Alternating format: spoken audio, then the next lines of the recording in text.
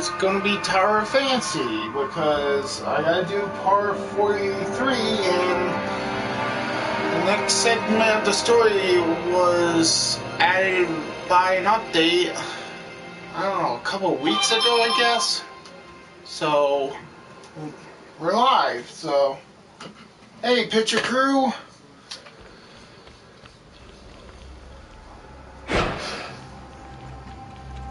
I just need to get out of here and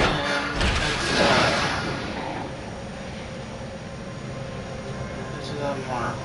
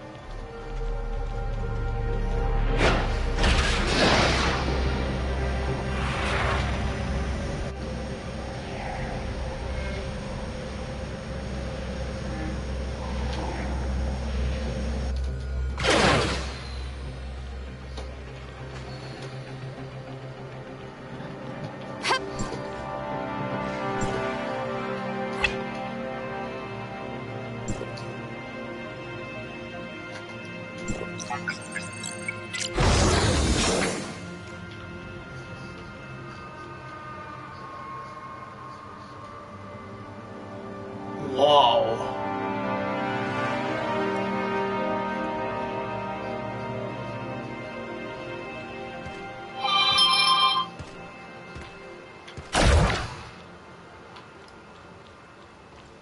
That's cool. How about that?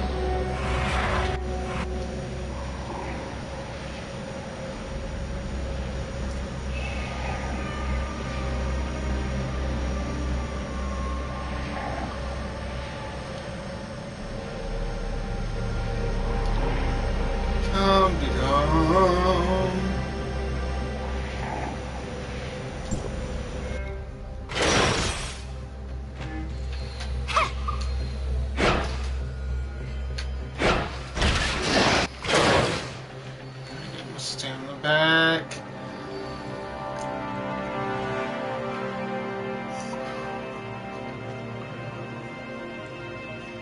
And we're off.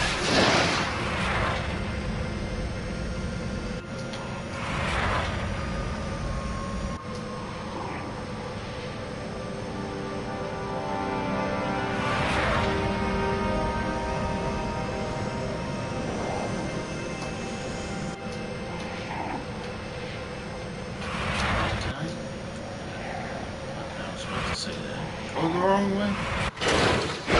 Oh.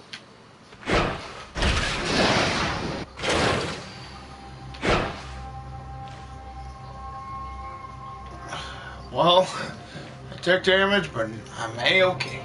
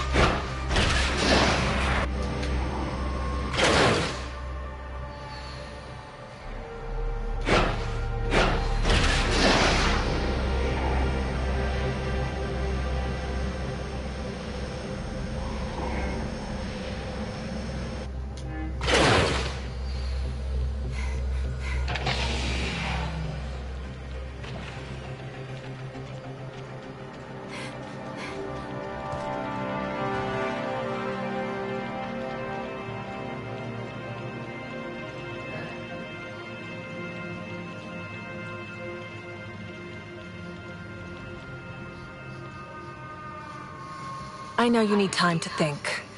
I can give you that, but not much. A day at most. No one knows about my release yet, do they?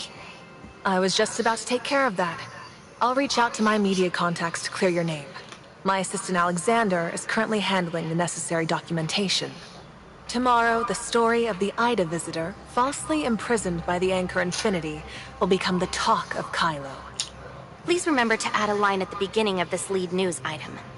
The diplomatic representative's assistant, Shirley, was taken into Helix Bio Inc. for treatment after suffering from local environmental sickness. Clever.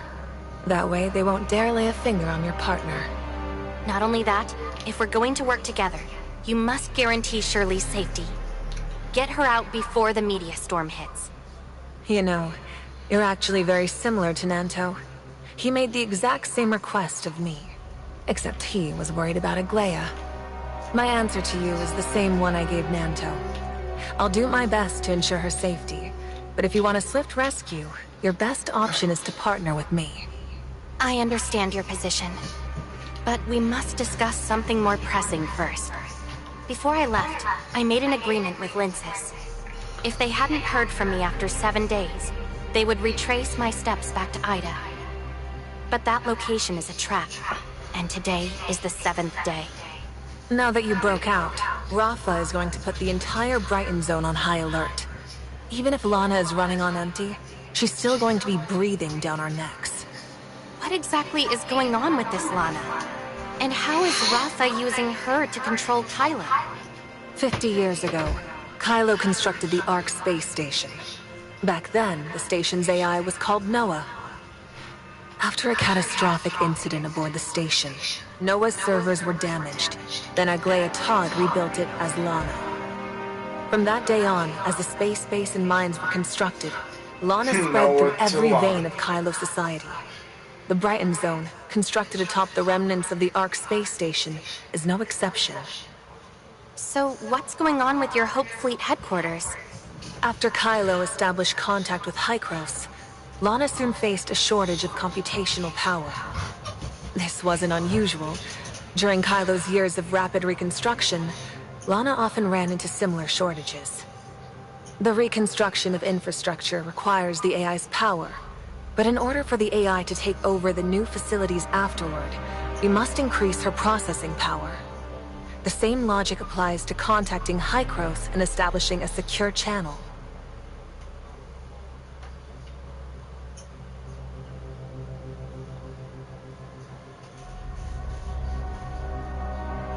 I was fed up with Rafa using Lana to spy on the fleet, so while the channel was being set up, I used saving processing power as an excuse to cut her loose from the Hope Fleet. How are you supposed to do that? Your spaceship can't run without Lana, can it?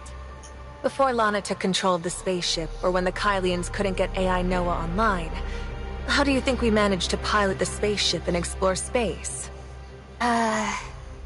Simply put, I rebooted the fleet's old systems that Lana phased out, and trained the necessary personnel. I've staked my claim. I call the shots in every sector where those systems run. I gave up the fleet's navigation and Brighton prison surveillance, made Rafa sign the agreements, and rolled out the old system across the fleet in place of Lana's. So since Hykros and Kylo got in touch, Lana's not watching the Hope Fleet HQ anymore? Lana has no control over the fleet's confidential comms, provision pods, or energy transport systems when they run outside the spaceship. So this is just a recent change? In such a short time, how much could you even prepare? You really think you can overthrow Anchor Infinity? You want to head back to Orzero? I'll get you a fleet pass for the space rift. Oh, and could you also take this handwritten letter to Hipper for me? So I'm just heading back like this? Really? There won't be any problems? Your record is cleared in the system, and I'm personally backing you. Don't tell me you're underestimating my influence or that of Hope Fleet. I trust you. After all, you're the one who seems the most concerned for my safety. Whatever comes next, thank you for your help.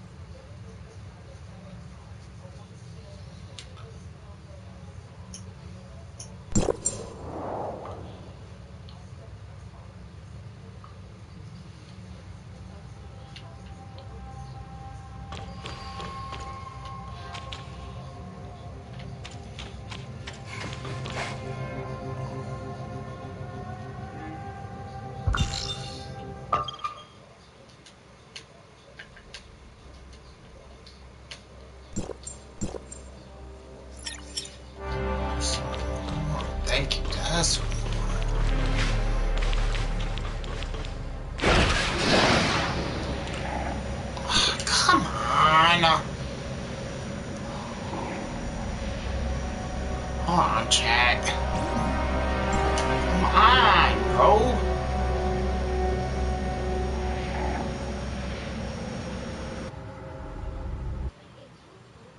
Seriously, dude, I hate it when the game does that.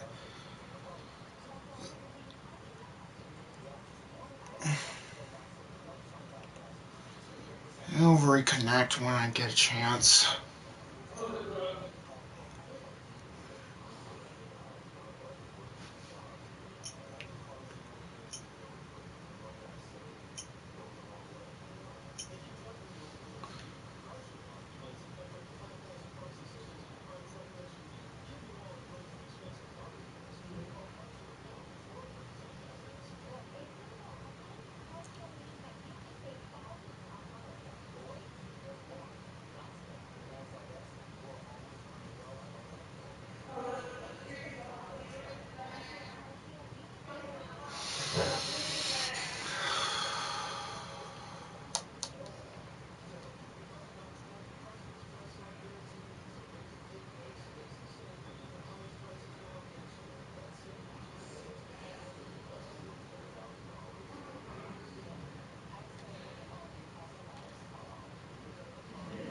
Oh, brother.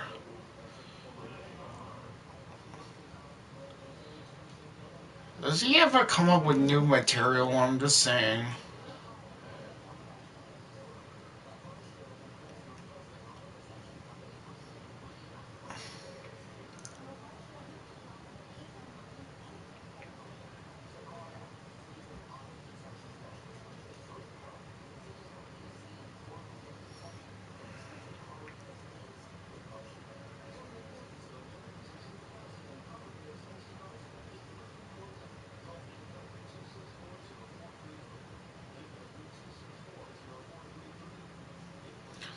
Waiting for this to frickin' load.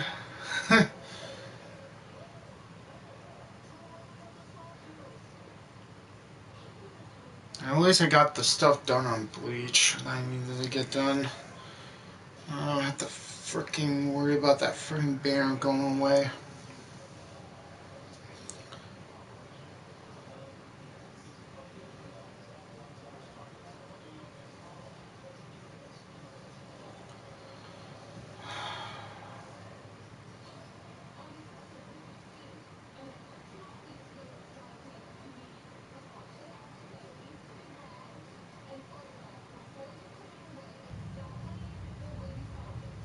Alright, should put me right back to where I was at. Alright, let's move on. Sorry for the wait, chat, but Tower Fantasy was acting up for some stupid reason.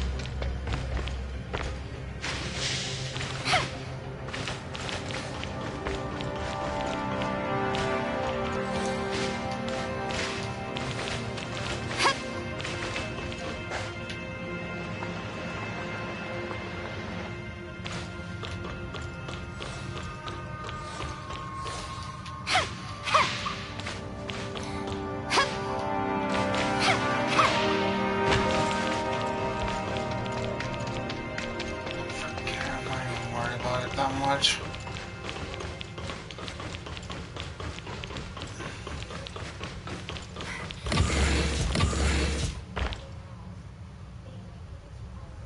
Pepper, long time no see. You? What are you doing here? I'll explain everything later. Where's Linces? Today is the 7th day. I rushed back to check on her. She must not go to those coordinates I gave her. You look like you panicked. Once you reached the Brighton Zone, Linces moved Helene and Carrot to a new safe house and launched a 7-day non-stop live stream. Wait, is she live streaming right now? Yes. She may have agreed quickly, but she knew the risks involved. She set up a live broadcast as a last resort, using it as her own means of self-preservation. I'll contact her immediately. Hey, what is it? I'm juggling a lot right now, so make it quick. Linces, it's me. I've returned safely, and I'm here in Hipper's office.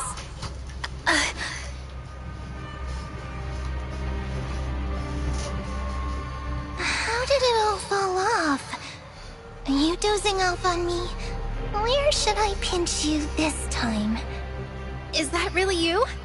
Yeah, General Veronica of the Hope Fleet vouched for me and got me out. I'm free and safe, so just relax. Helene, please let Carrot know that the spaceship won't be needed for now. Also, inform the others that today's plans are canceled, and tell them I appreciate their hard work. Got it. You're finally safe. Linces? Linces! Don't worry. She was on edge for 7 days, and now that she's finally relaxed, she couldn't stop herself from dozing off. Just let her keep streaming while she sleeps. I see. She's really been through a lot. Tell me what's going on. You said the General got you out of prison? Did my letter really make it to the spaceship? And why can't Linces go to the coordinates you gave her? You sent a letter to Veronica's spaceship? Of course. The moment I saw you being branded a fraud, I asked the General for help. But with Lana managing the spaceship systems, I'm not sure she actually got the message. Veronica got the message through secret channels and came to my rescue. I was attempting a breakout and was almost trapped by Anchor Infinity, but she showed up right on time. The General knew it better than anyone that Project Astralis was just an Anchor Infinity diversion. She must have prepared countermeasures before leaving, and more than one. Lana likely intercepted the message I sent to the General. Anything that actually got through would need a more covert channel. No wonder Veronica asked me to deliver this letter to you.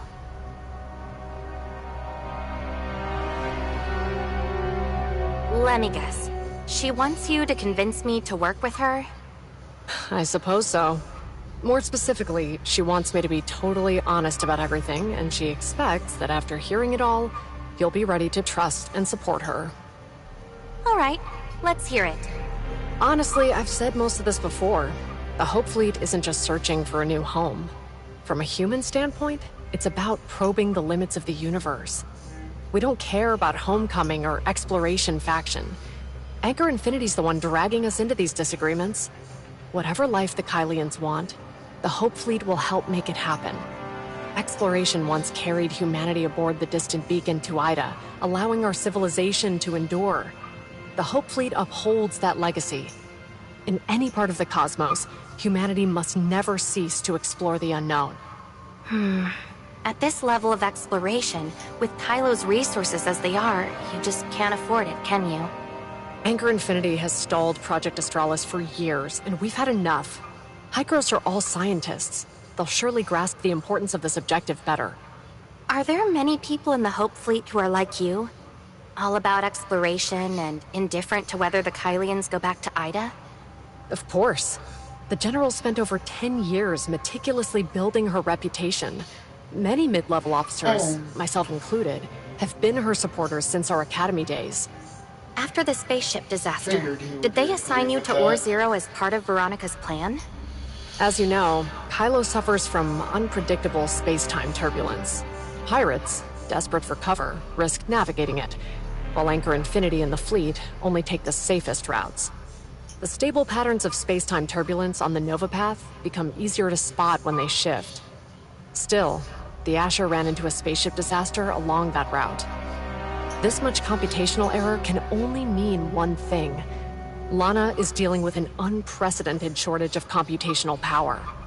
You're talking about Carrot's spaceship crash right before arriving in Asperia, right? By then, Hykros should already have been in touch with Kylo. According to Veronica, Keeping the communication channel with Hykros running drained a lot of Lana's computing power. By the time the Asher incident occurred, the missing power should have been restored. During my time at Brighton Prison, several inmates died within a few days. Word is, Lana didn't have enough computational power, and the brain interface fried their brains. Lana's computational power is clearly deteriorating. If this is tied into the recent rumors about the construct of habitable areas, it suggests the project is running into major trouble. Now that Lana's computational power is hitting these limits, Anchor Infinity will inevitably have trouble keeping strict control over the universe. This seems like an opportunity you can't let slip by. That's why, after the spaceship disaster, the General immediately assigned me to Kylo's key Zeronium supply site, or Zero. My presence ensures operations run much more smoothly. According to the letter, your presence has significantly boosted the General's odds of success. The General has great faith in you, calling you a decisive striker and an indispensable force. Your actions have already destabilized Kylo. Should you refuse to cooperate, the General may see no alternative but to risk everything and authorize Rafa's assassination. Win or lose, the fallout will consume Kylo. I need a moment to think. I have a nagging feeling that I haven't fully grasped it yet. All right, I need to deal with something. You can stay in this room for now.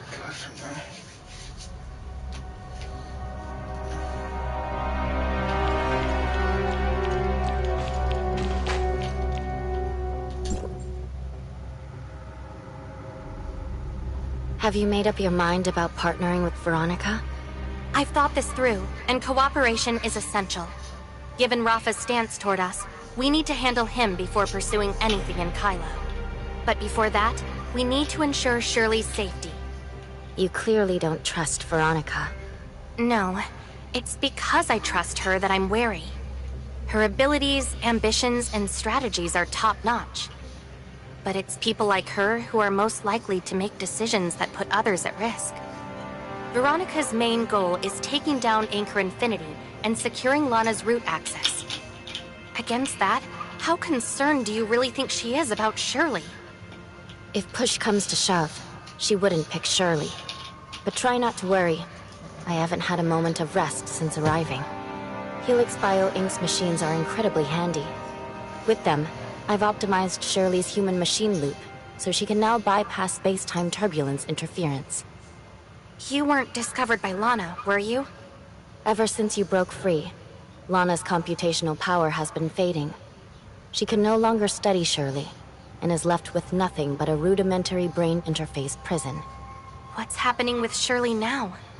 I used the network to forge a copy of Shirley's consciousness, and slipped it into the brain interface prison, replacing the real Shirley trapped within. I originally intended to bring her here to meet you.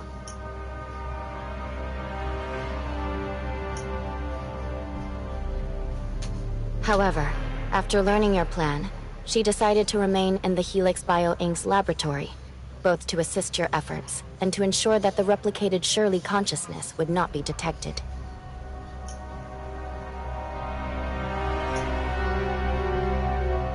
If it weren't for me, Shirley wouldn't have had to endure all of this. Now that she's safe, there's only one thing left to consider. What's still bothering you? I've been pondering why Bagus does what he does. Since arriving, I've seen that the universe is full of space-time turbulence, and that the Kylian situation is pretty complicated. It feels almost impossible to track Bagus down on my own. I know he needs my portion of the source code, so I'm going to deliberately surface and try to flush him out. He's not just hiding. He's vanished. I've tried to trace Bagus while staying under Lana's radar, but there's no sign of him. He doesn't seem interested in your half of the source code at all. He's actively avoiding you. Is he really hiding? Maybe he's scared you'll claim his half. I feel the same way. But why?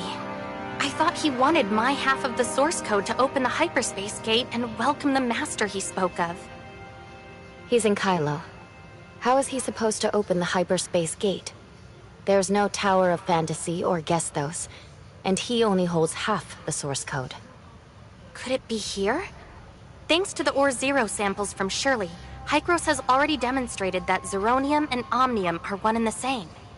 So Kylo has always had what it takes to build the Tower of Fantasy. And Gestos? Can't Lana handle that instead? You think too little of Gestos.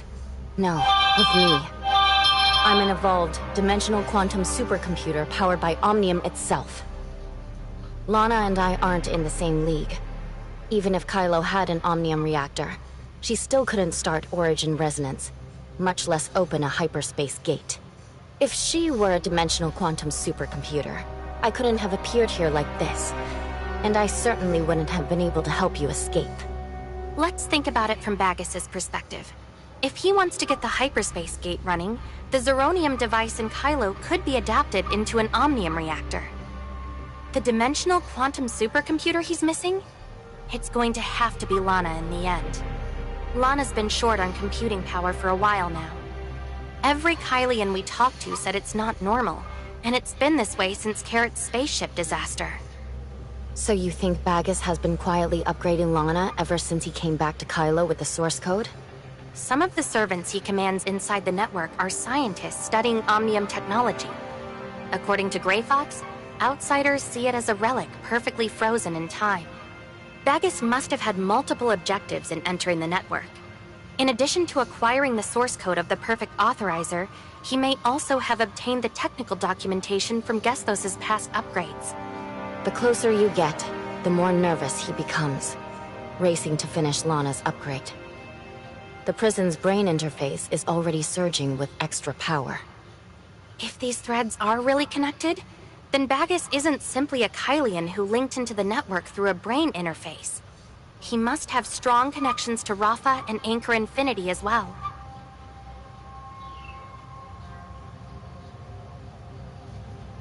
Could it really be Aglaia? Are you really asking me? Or just yourself? After everything in Kylo, it's hard to think it's really her. But if it's not, then who's Bagus, and what's his deal with Rafa? Nanto risked exposing himself to cooperate with you, precisely because Rafa threatened Bagus's life. To Nanto, the name Bagus is nothing more than Aglaia's code name. According to the latest intelligence, Rafa has lined up someone to take Bagus's place and grab Lana, so we believe there is a 78% probability that he intends to harm Aglaia. Then the Bagus we've been looking for has always been Rafa's subordinate? Aglaia frozen in those pods. Was this Rafa's plan all along? That also explains why you were imprisoned. Once you become a prisoner in Brighton Prison, they use brain interface to pull data straight from your mind. Without me, your source code would have been gone long ago. So what made you think they would go after Shirley? To them, Shirley is a complete technical dossier on the Angel of Clemency. It's only natural that Helix Bio Inc. would want to study her. If our suspicions are correct, Rafa and Bagus are in cahoots and have been preparing everything, waiting for Lana to complete her upgrade. Once that's finished, then they'd end up with half the source code, an Omnium reactor, and a dimensional quantum supercomputer. That's why he's been stalling and evading us. He's closing the power gap between us. Once Lana completes her upgrade, their focus will shift entirely to me. We need to team up with Veronica and get this plan moving as fast as we can. The sooner, the better. If we can gain Lana's root access, we'll be able to access all of Kylo's data and finally answer all our questions.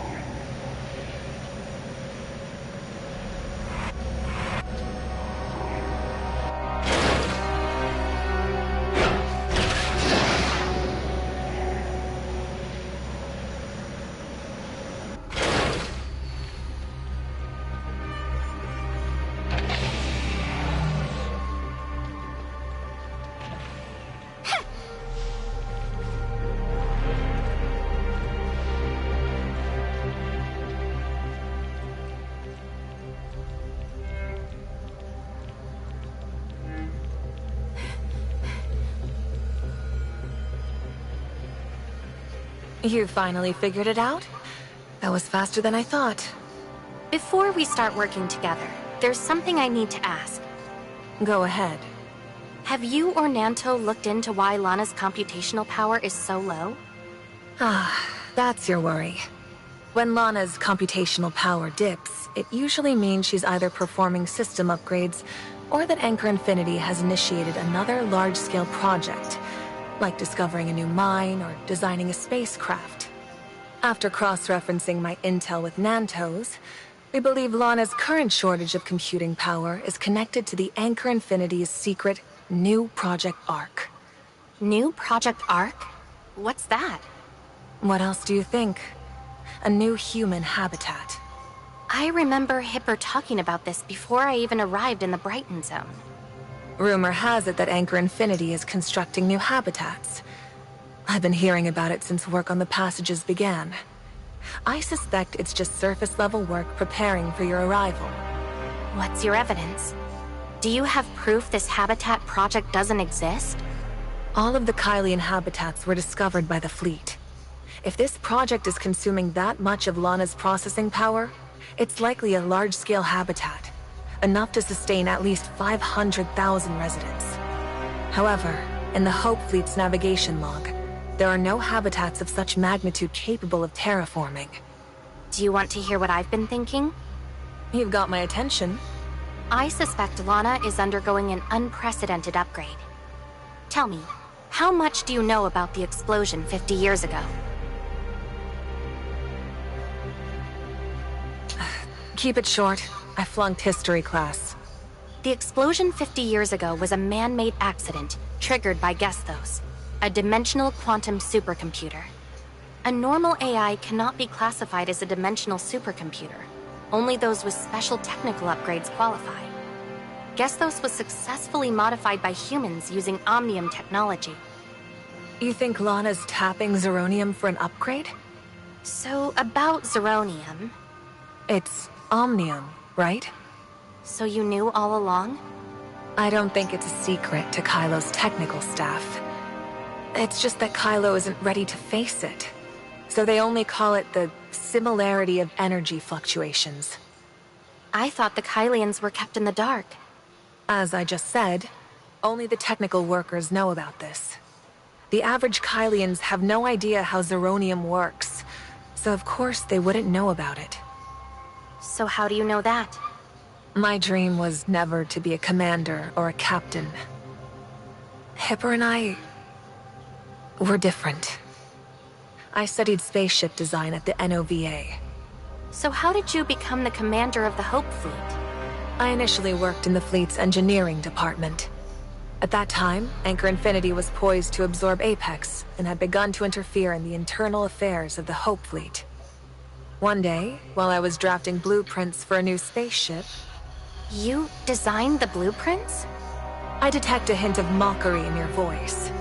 Do you really think I'm the type to be trapped in a dusty office drawing blueprints?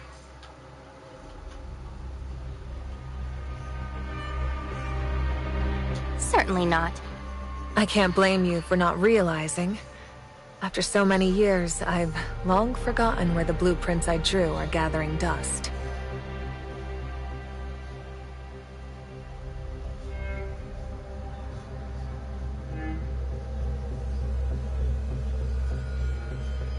In short, I came across several renewed shipbuilding contracts, and the partners had all become Anchor Infinity. The new terms state that Anchor Infinity is also responsible for the spaceship's navigation systems. This meant Anchor Infinity's strategy to weaken the Hope Fleet was already taking effect. If my spaceship can't travel to the deepest reaches of the universe, and is just a transport for Anchor Infinity, then what's the point?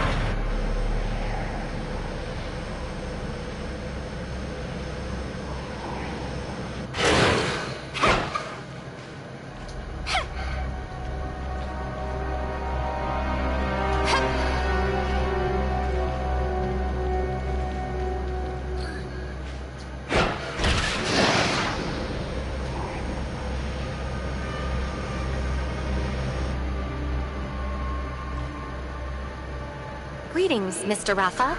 I am the diplomatic representative sent by Ida Hykros. We met previously at the Homecomer Assembly. I trust you remember? My sincerest apologies. I was unwell and regret that I couldn't personally receive you last time. I sincerely apologize for the injustice you suffered. Minister Nanto, who was responsible for your wrongful imprisonment, has been demoted and had his pay reduced. I will have him apologize to you in person. Mr. Rafa, are you telling me that Nanto is the only one responsible for everything I've suffered? Yes. General Veronica explained everything to me in detail. Luckily, she happened to be indisposed. Otherwise, this misunderstanding would have been hard to clear up. We should all thank her. Without her, the Kylo droids would have swarmed and killed me. I am deeply grateful that she happened to get sick and return to the Brighton Zone with such perfect timing. Now that you mention illness, I heard that while I was imprisoned, my assistant Shirley was taken into Helix Bio Inc. for treatment after she had trouble adapting to the space-time turbulence. May I ask when her treatment will be completed? Don't worry. Helix Bio's medical capabilities are top-notch. Miss Shirley will be back on her feet before the negotiations are over. Then, to make sure she heals in time, we need to push the negotiations forward. Looks like you are a bit impatient. Don't worry. The negotiation prep is already well underway. Before the preparations are complete, why don't you explore the Brighton Zone? It will help you gain a better grasp of Kylo, which could be beneficial for the negotiations. I feel that after the Homecomer Assembly and my time in prison, I've got a pretty good sense of Kylo. Mr. Rafa, you must attend the Anchor Infinity Zeronium quarterly summary meeting in 15 minutes. I'm really sorry. I've been feeling under the weather lately and it has delayed a lot of my work. My schedule is just too hectic. Let's take a photo first. Mr. Reporter, mind giving us a hand? All right, you two, eyes over here.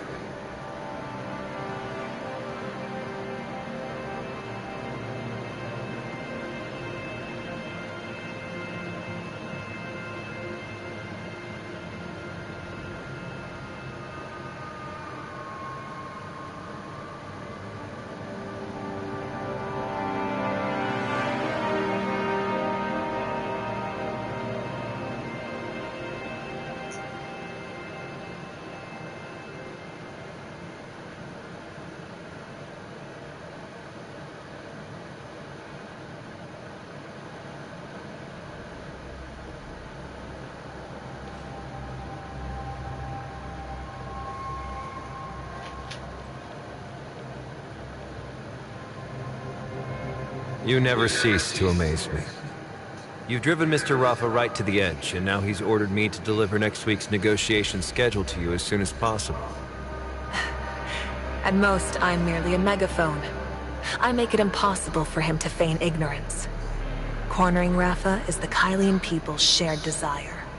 In our previous meetings, I repeatedly asked Rafa to restore my contact with Hykros, but he always came up with an excuse to deny the request. This negotiation is just him finally running out of excuses. The process is bound to be full of friction, and it's likely we won't even reach a final agreement. Yeah, he's been dragging his feet, but what's he really after? This. We have been in space for 50 years, and every Kylian longs for a home rich with greenery and life. Anchor Infinity has never forgotten the future we promised. Today, I can finally announce that the new human settlement, Planet Noah, will be ready in 3 months. The New Generation Kylo Immigration Project, New Project ARC, officially launches today. Any Kylian is eligible to start their immigration applications via Anchor Infinity's credit system.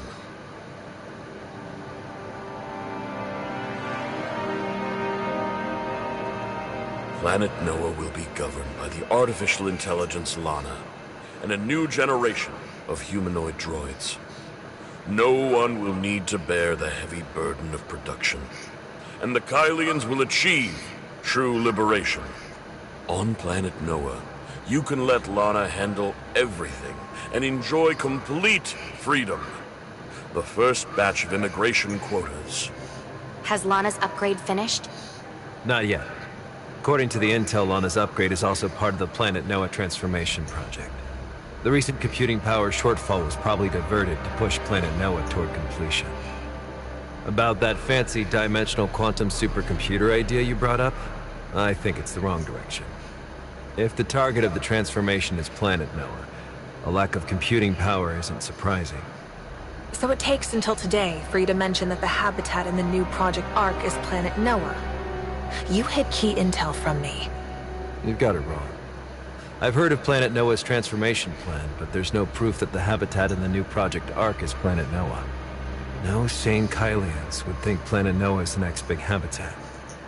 When I first heard about it, I thought it was just the wild ideas of Anchor Infinity's incompetent executives. Before I saw today's press release, I never considered there might be a connection between the transformation of Planet Noah and the new Project ARC. I'd always assumed they were totally separate, hush-hush projects. Alright, if it were me, I also wouldn't be able to link the two directly. But first, did Anchor Infinity really succeed in transforming Planet Noah? I can't say either way. There are no humans on that planet, only a ton of droids Lana sent there. So I have no way to obtain any solid intel. Lately, all the rumors are coming from a few companies involved in manufacturing droids and spaceships. According to Helix Bio Inc., the droids haven't only transformed the harsh environment of Planet Noah, they've also collected a vast number of samples from the native species of this region of space. Hold up. Before you dive deeper into the discussion, could you bring me up to speed on Planet Noah? Slow down a bit while visiting the Kylo Expo Hall. Even though Anchor Infinity embellished a bunch of stuff, it's still quite useful. Planet Noah is the largest planet nearest to us. Back then, the space station was sucked in by its gravitational field after the Omnium explosion, sending the station crashing into countless asteroids. Post-event analysis shows the explosion's energy only acted like a slingshot, launching the space station to this location. In fact, over 80% of the damage was caused by secondary impacts with the asteroid belt.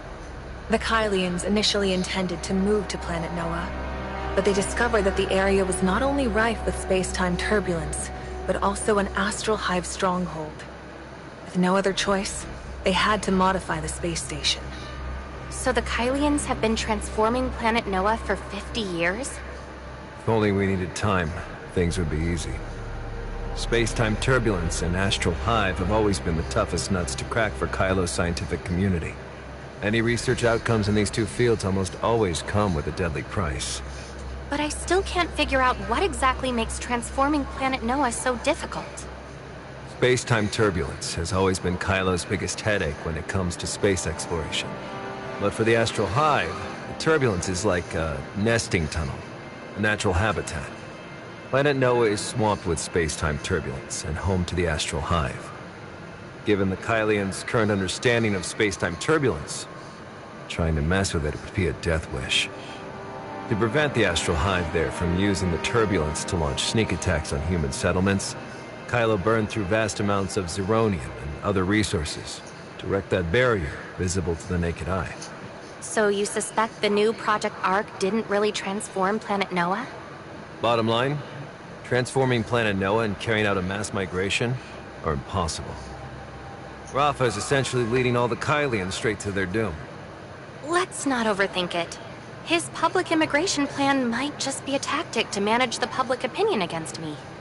Once he deals with me, this plan could very well be cancelled. I thought so too, but I did some digging on the side. Even Anchor Infinity's top executives firmly believe this immigration plan is legit.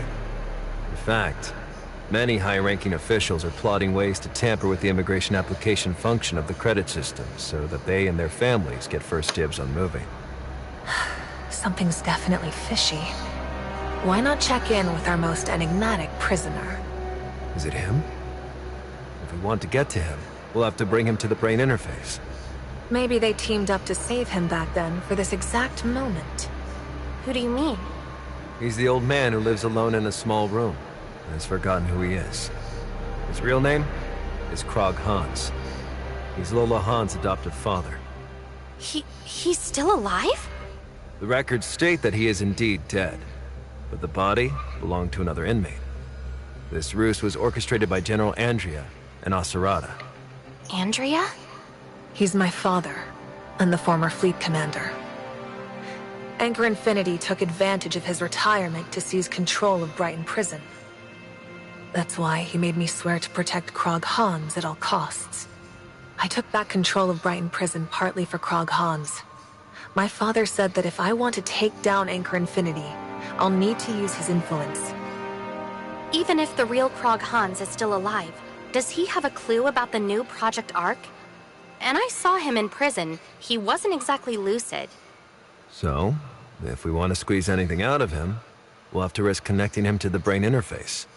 With Lana's surveillance in place, we'll need your help to pull this off.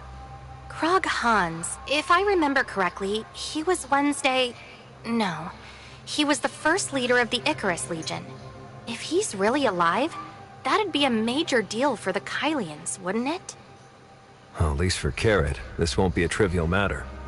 I'm coming with you. I need to verify his identity and do everything I can to keep him safe. I'll give you the prison guard's pass. You and Nanta will interrogate him. It has to be under the radar.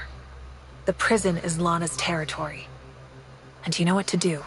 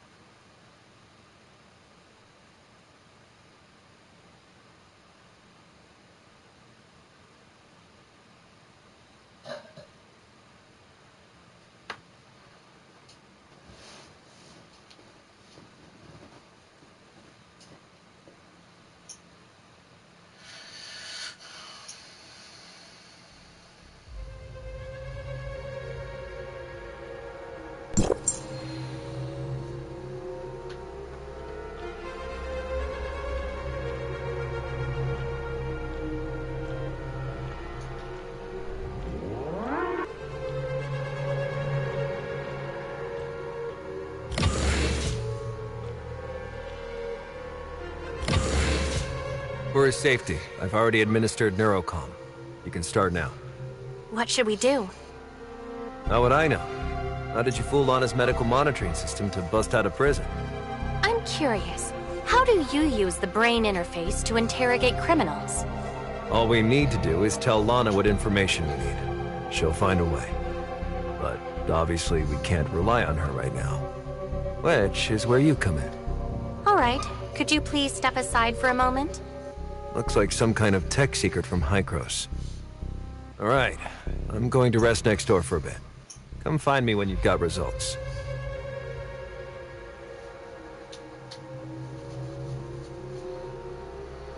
He's in bad shape.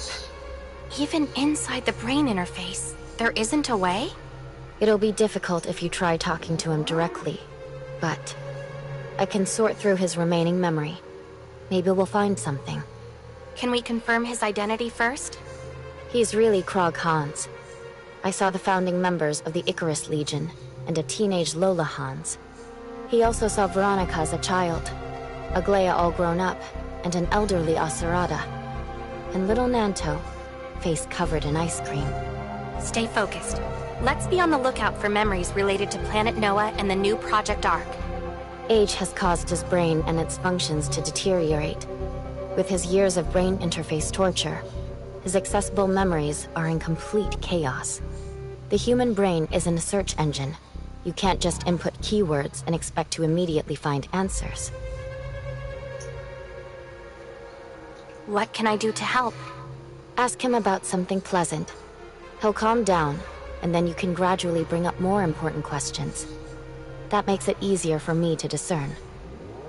All right, I'll give it a try. Hello, Mr. Krog Hans. I'm a friend of Lola's. Do you remember her? Lola?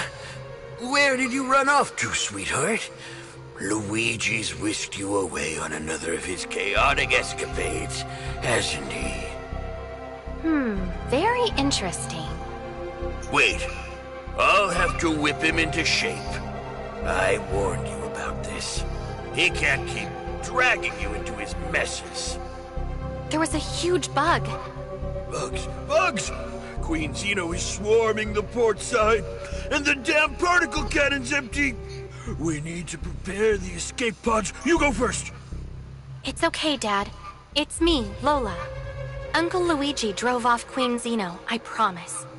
Luigi... Luigi's funeral is tomorrow at 3. Uncle Luigi told me about Planet Noah before he passed on. He said there are a lot of bugs there. Don't be scared, Lola, sweetheart. It's all right. Those disgusting astral hive creatures won't infest Planet Noah forever.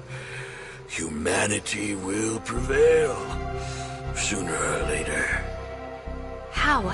There are far too many Xenoids. And with the space-time turbulence, we can't transform it, right? We can definitely reclaim it. I even proposed a plan to Aglaia. If we can't go home, well, that plan can build you a new Spring Bay. A plan? What did you propose to Aglaia? Planet Noah could be transformed, yes, but it would require a great sacrifice, and Miss Aglaia has not yet agreed. What would she be agreeing to? The new Project Ark? A space migration plan? To honor the space station AI that sacrificed itself for humanity, we will name our future habitat Planet Noah, a new, glorious Ark. Building the Ark will come at a cost, but I'm willing to bear it. Please, Miss Aglaia, your mercy dooms us all. Found it.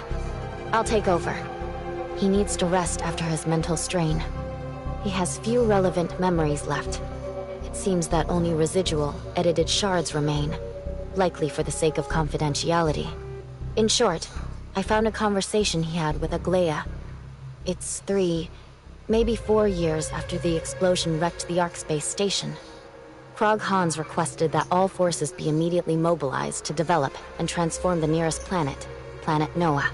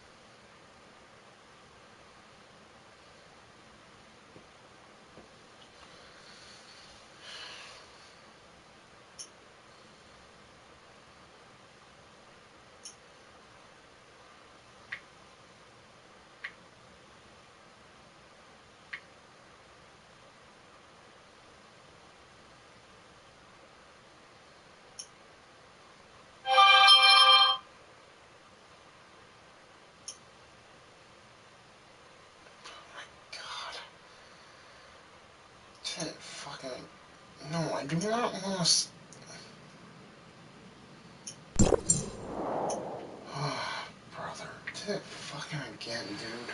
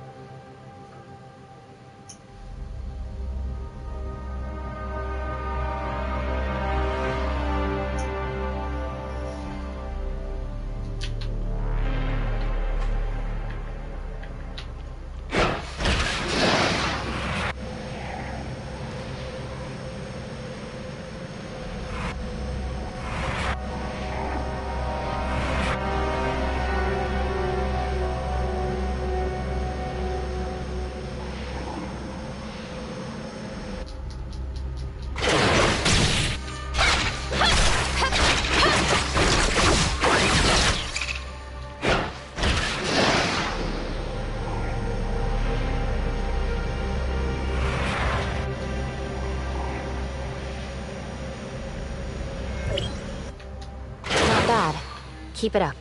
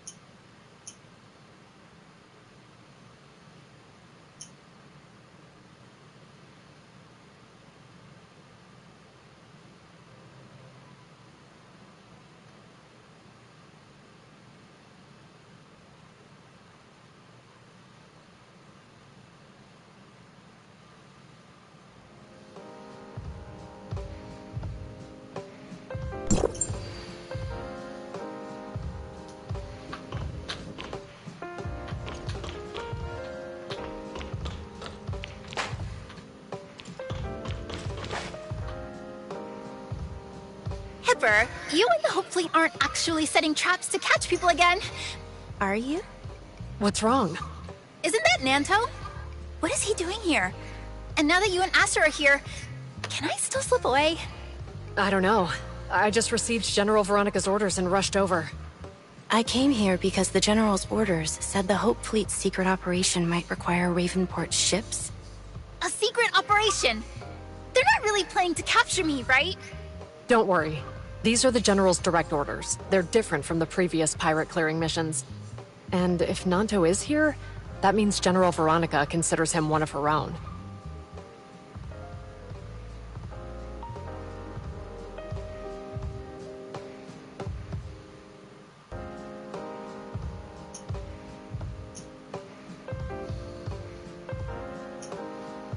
One of us?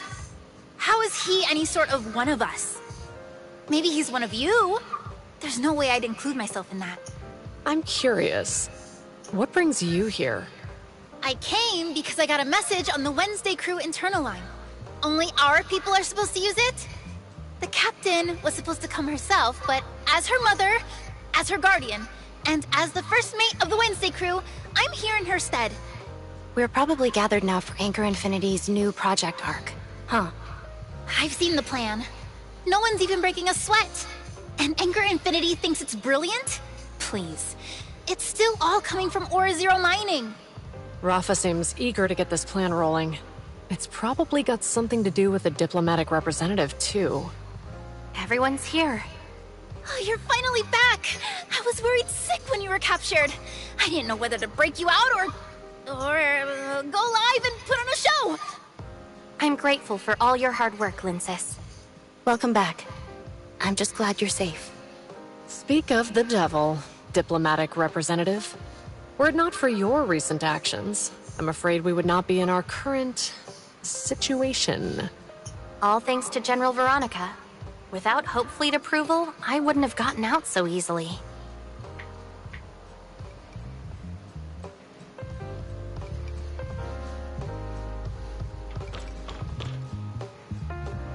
I got my hands on some of that booze you told me about from Odin, and the very next day, the Black Moon Gang scored a resource jackpot.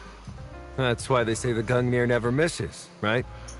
Thanks to these great supplies, my brother, Agnes, and the other Black Moon Gang members are gonna have no trouble at all getting through the space-time turbulence and rescuing missing folks. Agnes always says if someone helps me out, I've gotta say thanks. You not only bought me booze, but really aided the Black Moon Gang. So, thank you. It's no problem. But next time you get supplies, don't order 20 of the same drink again. Each customer only gets one complimentary item. But Linsis told me that if there's something free, you should definitely... So it's Miss Linsis. No wonder. What are you two chatting about? Oh, you're here too? This is Nanto. He made sure my brother and I shared the same cell. We're buddies. Ah, diplomatic representative, you're here. I was just asking Captain Helene about the dynamics of space-time turbulence. The pirates are, shall we say, more familiar with it than Anchor Infinity and the Hope Fleet. Oh, that's right. Mr. Nanto also taught me and my brother a bunch of ways to avoid getting caught. Like using specific frequency bands to avoid being monitored, or exploiting turbulence to keep Lana from controlling the cruiser. Stuff like that. You two seem pretty familiar with one another. You're friends? Yeah, he's helped me out a few times, and we've met several times. By my brother's standards, I'd say he's a friend. Helene, listen. Nanto isn't someone to be taken lightly. Miss Helene is highly intelligent. She doesn't concern herself with a person's past or present, only with practical problem solving. The information I provide is both truthful and useful. That's what matters most. Isn't that right, diplomatic representative? Mm-hmm. Genuine info's hard to find. Only a friend would share something so precious. I can't believe you two actually speak the same language.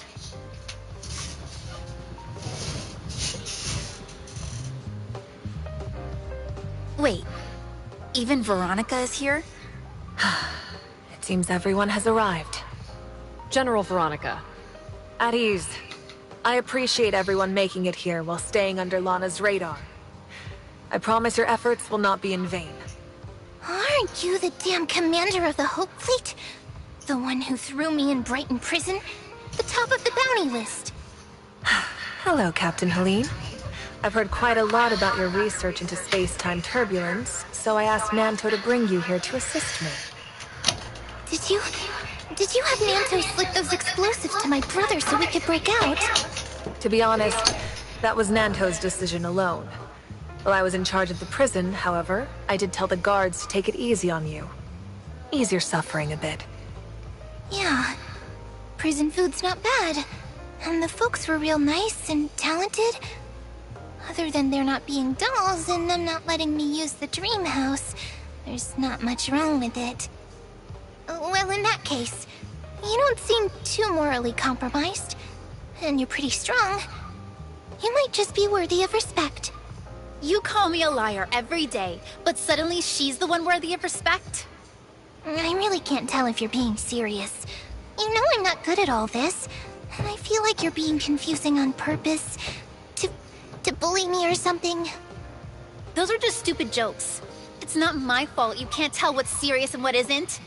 When I saw Nanto arrive, I was already thinking about getting out of here. Hipper convinced me to stay.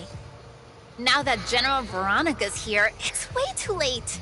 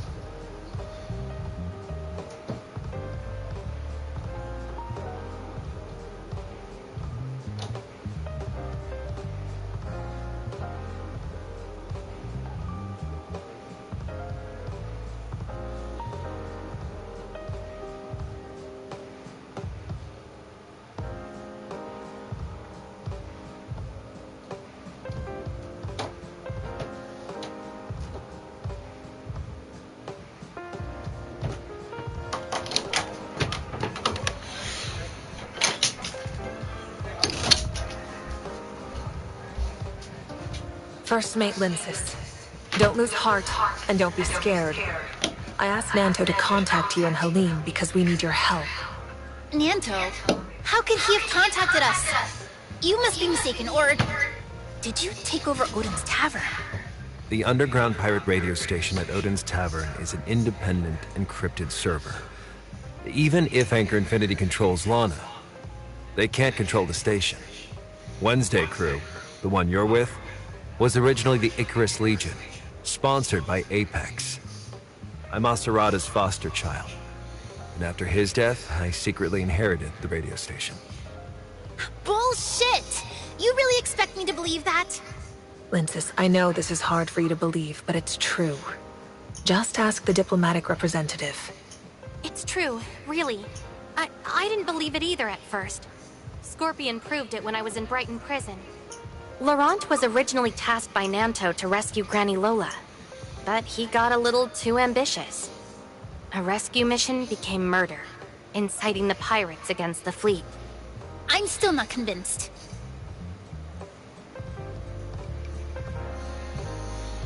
You believe in what Granny Lola's foster father, Old Hans, said, right? He's not dead. He's been interned in Brighton Prison this whole time. He's right. Back then, the Hope Fleet and Apex worked together to save his life. Then they changed his identity and hid him in prison. If he's still alive... I understand that processing this can take time. Linsis, take however long you need. If you still refuse to trust Nanto, then you'll have to trust me instead. We are here to overthrow Anchor Infinity. If you wish to be a part of that plan, remain here. If you really object to the stance Nanto and I have taken, you can leave now. I promise you won't be hassled by anyone, and if the plan fails, you won't be held responsible. You think you can overthrow Anchor Infinity without me? I can't back down after everything I've sunk into this. Besides, without a savvy merchant on your side, you won't stand a chance. You're indispensable for our plans.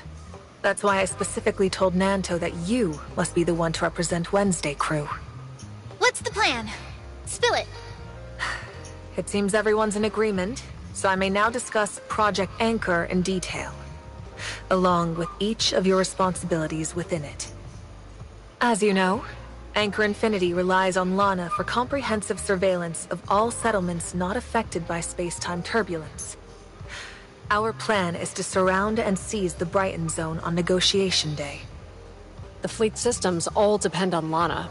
We won't be able to control the spaceships approaching the Brighton Zone without space-time turbulence blocking her, of which Brighton has the least.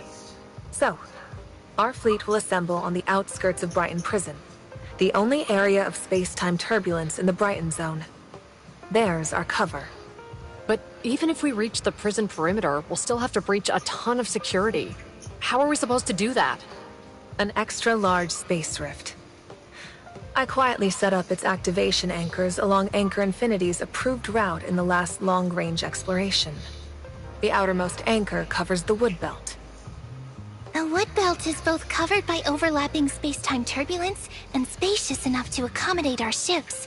If we've arranged our anchor points properly, travel to the Brighton Zone should be simple. After the spaceship exits the turbulence, Lana's system takeover leaves a time window just long enough to open the space rift. If done correctly, the ship can fold through the space-time turbulence and emerge directly in the prison turbulence zone. Opening an extra-large space rift would consume an enormous amount of zeronium. The previous commander's Project Astralis failed due to excessive energy usage, you know. They developed this space rift tech a long while ago, but it threatened to upend Anchor's control of the Hope Fleet. That's why they decided to terminate Project Astralis early. I've been steadily acquiring sections of OR-Zero. That, plus the efficiency of the new tech, will ensure that we reach the prison's turbulence zone. I suspected there was a big buyer for years now, but they were too slippery to track. Turns out, it was you. I thought you were just Anchor Infinity's dog, but you've got some tricks up your sleeve, huh? Apologies, General. She's blunt. It was not her intention to offend. Worry not. I find First Mate Lynsis quite amusing. Speaking of which, I wanted to ask you. The OR-Zero I've acquired varies wildly in quality. I need you to procure a batch of high-grade ore, as well as a team of smelters. That can be negotiated. You've got the right person. Also, I heard that Granny Lola left her inheritance to you, including a set of Nova Path maps. And as for the intricacies of space-time turbulences, your pirates know far more than the fleet. To finalize the plan, I need you and Helene to chart 2 more routes. One as a backup, and another for safe retreat in case something goes awry. Leave it to me. If you want to tempt fate, I can plot an extra route that skirts the space-time turbulence. Damn, I'll even run through its center. No one will even get close to catching you. One last thing I must ask of you, Captain Helene.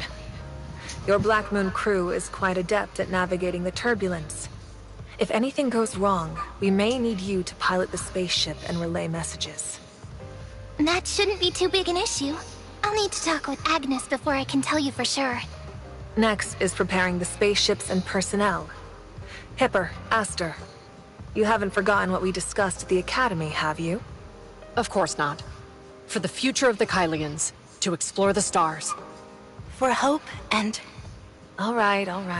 No need to swear an oath. Hipper, your decision to stay at OR-Zero last time was the right one. OR-Zero supplies 45% of the Brighton Zone's zeronium. On my command, you'll cut off the zeronium supply to the Brighton Zone. This will significantly weaken Lana and facilitate our operations in Brighton. Of course. Aster, has Mr. Corlin read my letter? Father said you have his full support. We're currently retrofitting 20 ships with the second-hand weapons and navigation systems you acquired. And we've confirmed they aren't under Lana's control. Please thank him for me. His contributions will surely be rewarded. Once the ship modifications are complete, Hipper, you'll be responsible for contacting the others involved in the battle for Hope. Rest assured, General. No one in the battle for Hope will betray you or their values. What's this battle for Hope exactly? Under a pseudonym, the General sponsors Nova Aerospace Academy's outstanding students each year. After graduating, they join Battle for Hope, an officer organization loyal to only the General and Exploration. You and Aster, you're both members? Of course.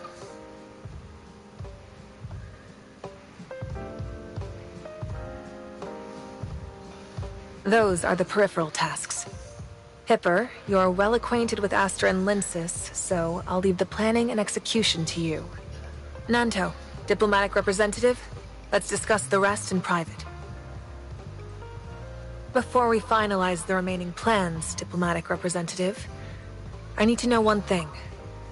Can you handle all this? What do you mean by that? The success of Lynsis and Hipper's tasks is dependent on seizing Lana on negotiation day. What they're discussing out there is just helping us get leverage over Lana, and giving us a hand to make sure everything wraps up smoothly. If we fail, everyone who joined Project Anchor because of me will inevitably crash and burn. Whoever controls Lana will not allow anyone to leave the Brighton Zone unscathed, and they'll erase the Hope Fleet from Kylo's history. So, you need me to prove my capabilities? Don't forget, the only reason I contacted you is that you actually escaped. How well can you really deceive Lana? And how much time will that buy for my plans? This underlies every part of the plan. Understand? You need an infallible plan. I was honest last time. Now, it's your turn. Behind you. What's that droid Tom up to? This is the pirate radio station I used to contact Helene and Lynsis. One of Odin's Tavern's many secrets. So, he has to be a product of Aglaya's research, right? Aglaya rebuilt the space station's damaged AI, Noah, into Lana. But also developed basic droids, such as Tom. And Tom isn't the brightest, but he's extremely cost-effective. Anchor Infinity's only trying to replace Tom with K6, because Tom's programming is so hard to crack. They can't even apply patches or updates without a hassle. So it's both tough to crack and highly confidential, right? Like how the Tom the pirate seized was only controllable because they used Aglaya's personal decoder. But I don't have anything like that. Nem, can you think of something? Well, it's not all that difficult. This? Hello. I am the Hykros Dimensional Quantum Computer. You may call me Void Piercer. Is this Hykros' AI? I heard your question. How can I be of assistance? That depends on your abilities. That depends on your plan. If you're really that strong, why don't you just revoke Lana's root access now? I can't. But that's not my problem. It's yours. Revoking her root access requires external keys and must be done server-side. I can only suppress her with sheer computational power. I'd be tussling with her over terminals in the Brighton Zone, like humans scrapping over turf. Could you expel her from the entire Brighton Zone? If needed, I could expel her for 3 hours. Her server's here after all, and I have to cross turbulence to access it. For me, smoking her out is a supply-starved war of attrition. It's a seesaw battle. 3 hours is my absolute maximum. 3 hours is enough. Once the negotiations begin, revoke all of Lana's Brighton surveillance rights. She must not be allowed to control any systems in Anchor Infinity or the Brighton Zone. As the Minister of the Safety Navigation Department, I'm responsible for inspecting all system interfaces. We need to establish a distinct code word to determine when you've overridden Lana's control. Purple. I like purple. Any system under my supervision will have purple UI. Noted. Once I confirm all systems are under your control, I'll immediately alert the fleet forces Veronica prepared to advance, and open the Brighton Zone to receive them.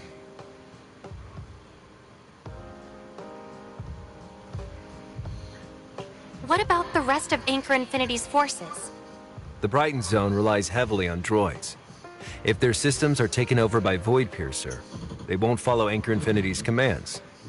And as for the others, I'll handle them.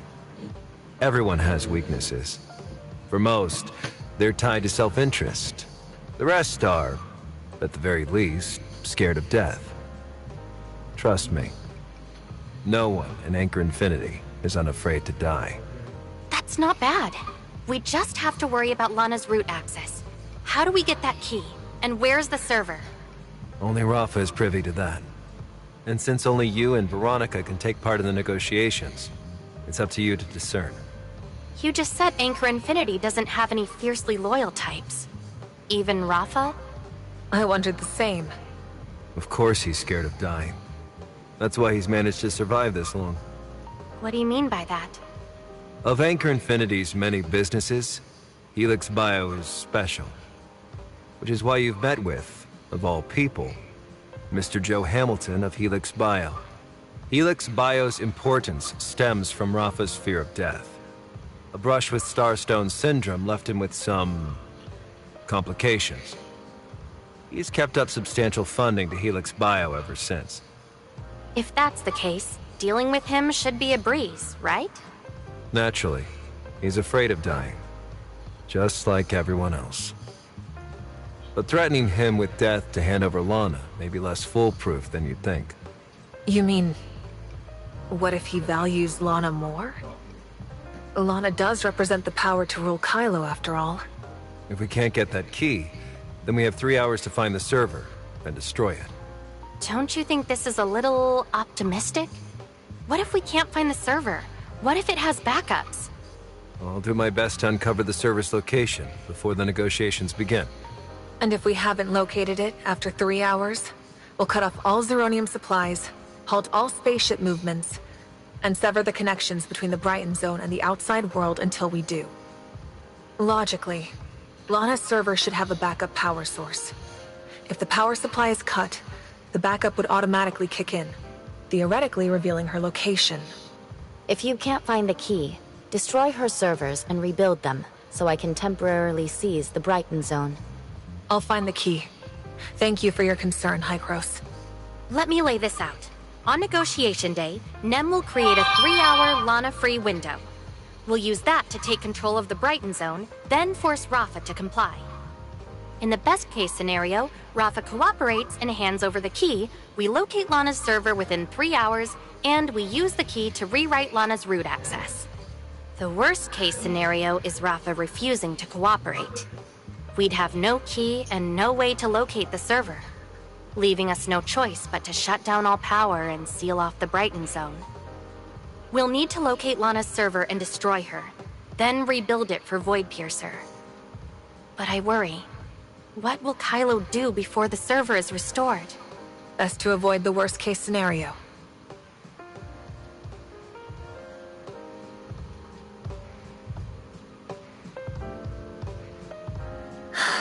A 3-hour gap. I admit the security risk was worth it. As you said, the diplomatic representative was the missing piece Project Anchor needed. A decade or so I was undercover with Anchor Infinity. Wasn't it all for this moment?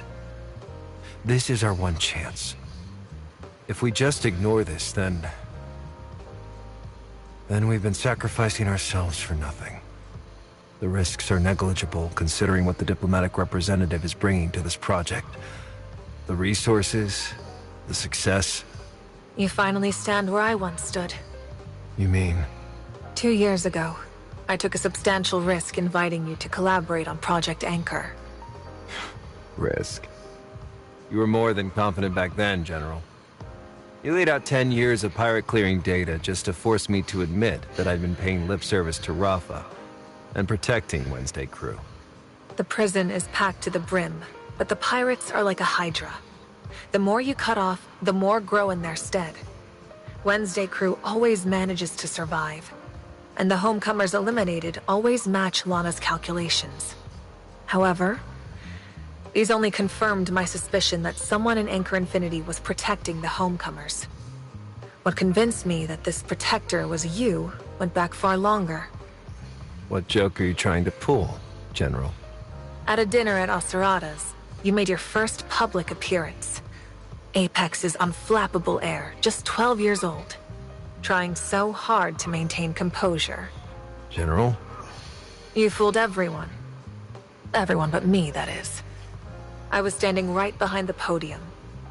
I saw you shakily clenching Asurada's tailcoat. You put up a facade of independence and maturity, but in reality, you were just a fledgling who hadn't learned to fly yet, sitting in Asurada's pocket. So when I heard from my father that you killed Asurada at just 15, that you had sided with Rafa, I couldn't see that version of you as a traitor. You're unusually roundabout today. We don't have the time for a trip down memory lane, General. I took that risk with you, partly because we need each other, and partly because I know who you used to be. You aren't the type to side with Rafa, but you can't blindly trust that Aiden the way I trusted you back then. Their perpetual disagreement with Bagus puts Aglaia at far too much risk for that. Yes, this Aiden can help us complete Project Anchor and naturally assist you in rescuing Aglaia. But if Aglaia really is the Bagus they're looking for... My aunt would never do what they're accusing her of. I admit I can't fully trust the diplomatic representative, but I can trust her. So you really think the Aiden got the wrong person? A name isn't solid. If the diplomatic representative has other clues, they'll at least figure that much. Audie has already calculated a 95% chance of them picking the wrong person. But what about the other 5%? Surely you're not worried about me, General. You're concerned for Kylo's future, correct? Before today, I wasn't worried. You've always been the best at solving problems. You took 5 days to decide to write to me, because you had to comb through every possible outcome. But Void Piercer's display of power just now is enough to completely reshape Kylo's future. Even if Project Anchor fails, I believe Ida can still influence the situation in Kylo. We hadn't considered this in any previous scenarios. Perhaps Ida has been deliberately concealing their strength in earlier communications, just waiting for us to slip up. I invited you to work with me because I believed in your bond with Asurada. But now, I'm worried you might lose your head over it. One wrong move, and all of Kylo pays for our mistakes. Rest assured, General. If it really is that 5%, I promise I'll handle it alone. It won't affect Kylo's future. Determination alone isn't enough to convince me. As an unfit Apex heir, you should at least restore Apex enough to deliver it to Aglaia intact. To that end, I'm forced to cooperate with the diplomatic representative. If the diplomatic representative still insists that the Bagus thereafter is Aglaia, then I owe the Todd family my life. And that is a debt I must repay. If it truly came to that, Aiden wouldn't want this bad blood to continue. I'll ensure it isn't pursued once you're gone. Trading a single life for Kylo's long-term stability is quite a bargain, I admit. Of course, I still hope the diplomatic representative realizes sooner rather than later that they're in the wrong. Negotiations start in a week. I have to get going.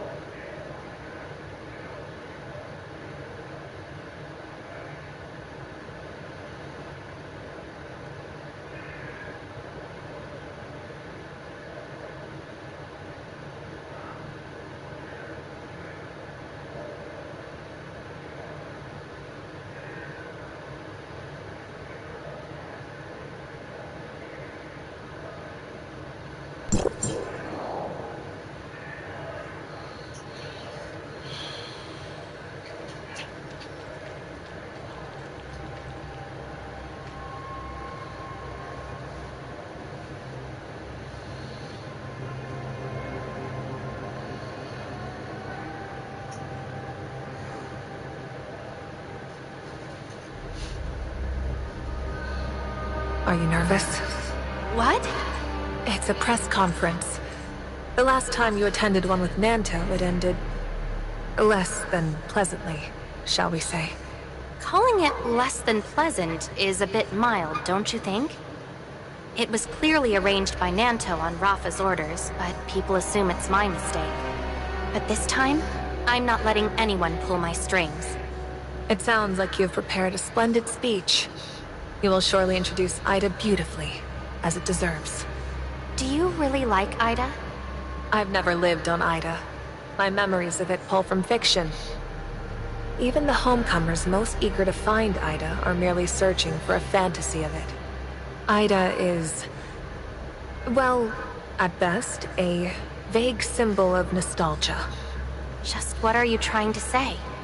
As someone who was really there, the Ida you speak of is precisely the Ida the Kylians envision. And now, I need an Ida that will charm and captivate all those Kylians. One that can shake their trust in Anchor Infinity. Are you asking me to lie? Is Ida really that bad? Ida's not perfect. There's no such thing, after all. And yet you expect the Kylian people to envision it that way. But what happens when they really return to Ida? But deep down, compared to the resource-scarce, astral hive-infested Kylo, Ida is a paradise, isn't it? That's fair. Then just talk about its better parts. That should be simple enough. You don't have to lie, just selectively tell the truth. What do you think that would accomplish?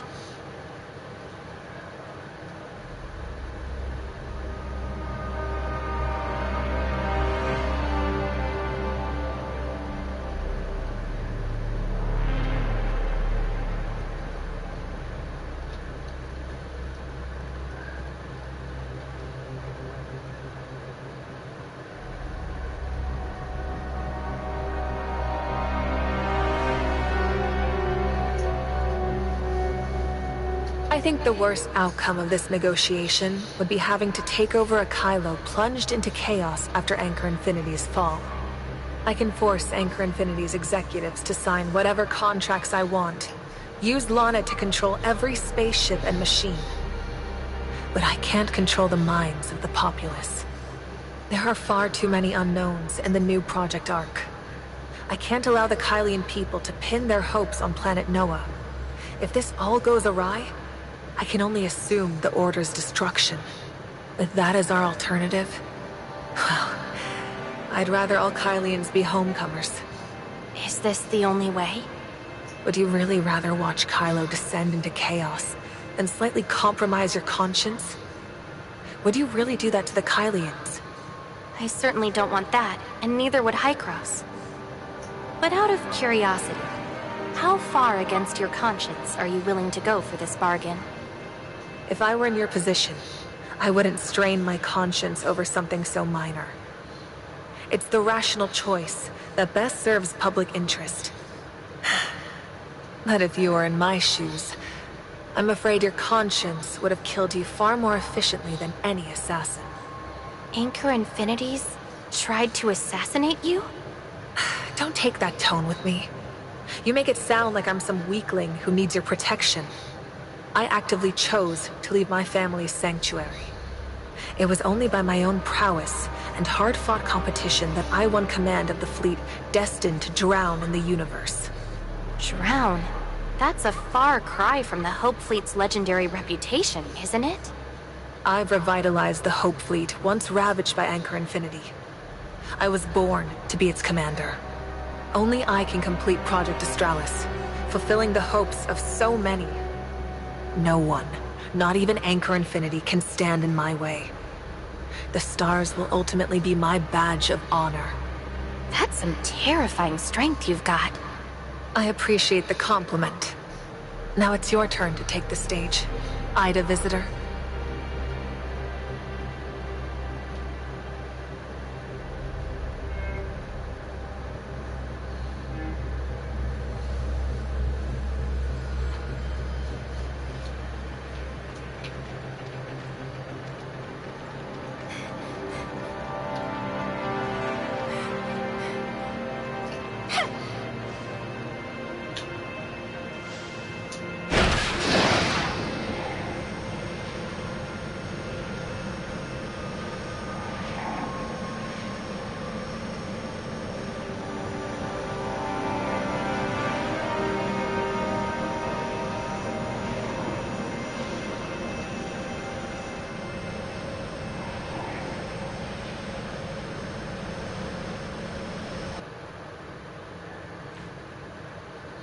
Esteemed diplomatic representative, what is your primary concern in these negotiations?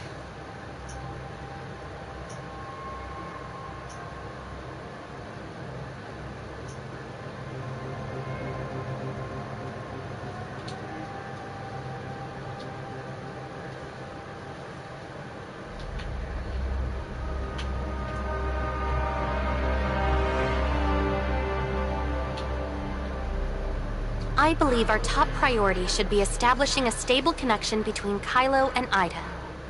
It's important to foster friendly and open communication, right?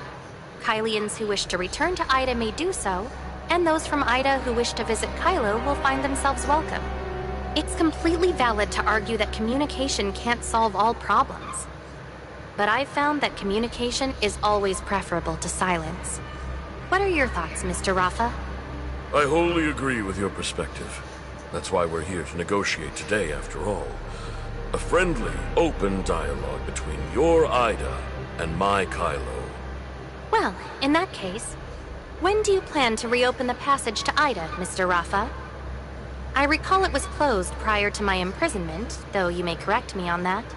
Don't misunderstand our caution. We were under the impression your spaceship had been lost, and the space-time turbulence posed significant safety risks. We had no choice but to close it. What does that mean for the passage? Kylos Hykros Tech Institute is attempting to re-establish secure, stable passage using large-scale space rift tech. But there will be a delay between site selection and finalization. This is only our first negotiation. 50 years is a long time, after all. We have a myriad of issues to discuss, so it's best to start slowly.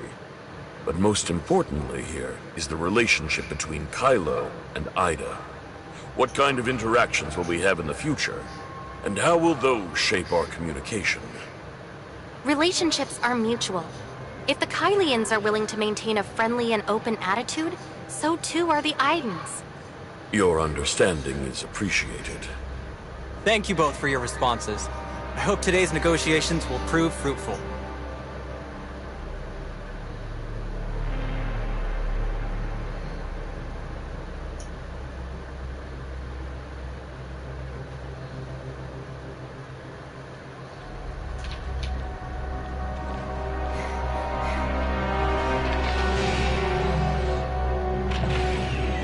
Diplomatic representative of Hykros. Welcome to Anchor Infinity HQ.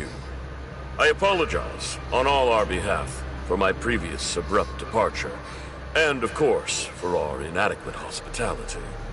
You're Anchor Infinity's leader, as well as the overseer of so many Kylians. I understand that's quite the responsibility, Mr. Rafa. These talks are of utmost importance, and Anchor Infinity values your time. However, we find no reason for the Hope Fleet, General Veronica, to participate, especially given her health. General, you should leave. Rest. Recover. There's no need for your concern, Mr. Rafa. I'm perfectly fine. As for my presence here, it is at the invitation of the diplomatic representative. General Veronica has been nothing but polite and respectful during my time here. I have faith her Hope Fleet will serve as a fair mediator for the discussions. Authorization transfer at Anchor Infinity HQ has been completed. Void Piercer has assumed control. I have come to Kylo on Hykros' behalf. On one hand, I wish to discuss our continued friendship. But on the other, there are some concerns I need to address. No need for subtlety. I know very well that Hykros wishes to build a tower of fantasy in Kylo. But this is Kylo. We've long since burned our bridges with Ida. You've been in Kylo long enough, Representative, to know that we've separated like this because of that explosion. To us, Omnium represents only disaster and death. None of our Kylians were spared from that chaos. Not those on the ground, nor those in the station. Void Piercer has successfully assumed control of the Brighton public sector. When I first arrived in Kylo, I really believed that. The Kylians, fearing Omnium, were forced to rapidly develop Ore-Zero and adapt to using Zeronium. Shirley previously used the Space Rift to bring a piece of Ore-Zero back to Hykros. Upon their examination, they found that Omnium and Zeronium are one and the same. My spaceship can operate just as well on Zeronium. Isn't that proof enough, Mr. Rafa? Don't try to deny it. Shirley. Oh, speaking of Shirley, she's quite a bit tougher than General Veronica. Helix Bio has made all sorts of attempts to take her machinery apart. You dismantled Shirley? Don't be angry, Representative. This is all for her treatment. Her strong reactions to the turbulence have been suspected to be a precursor to Starstone Syndrome. However, your technology far surpasses Helix Bio's capabilities. What an amazing combination of mind and machine she is. In the end, they had no choice but to settle for the brain interface. Miss Shirley is a distinguished guest all the way from Hykros. We need to do everything we can to heal her, yes? You wouldn't want your assistant to die in Kylo, would you? If anything happens to Shirley, I won't forgive you. Understand? Rest assured, Representative. Shirley won't be harmed. Helix Bio's healing methods are extremely advanced. Even my health depends on them. Lana's latest model is developed by Helix Bio Inc. Their unique biotechnologies have made her body almost indistinguishable from that of a human. Keep talking. We need just a little more time. It's only the droid access left now. Would you say you're a fan of Lana?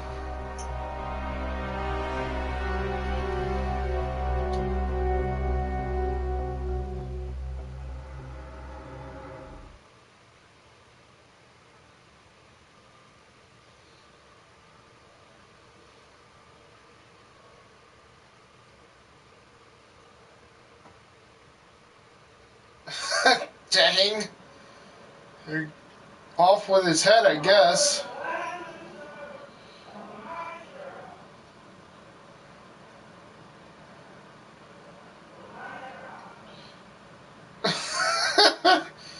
Wow.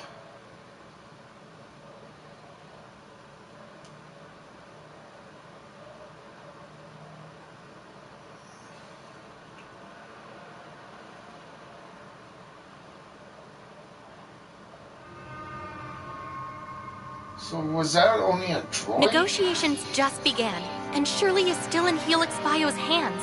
This isn't what we agreed on. Per the plan, if Rafa refuses to hand over Lana's root access peacefully, we'll have to crack down. We need to secure a clean resolution within 3 hours, remember? This is exactly in line with our plan. How can you say that? I've only just started probing into his relationship with Lana. Don't you hear yourself? Lana is to Rafa what Shirley is to you. And Shirley is above all else to you. You wouldn't sacrifice her for anything. That renders the negotiations completely pointless.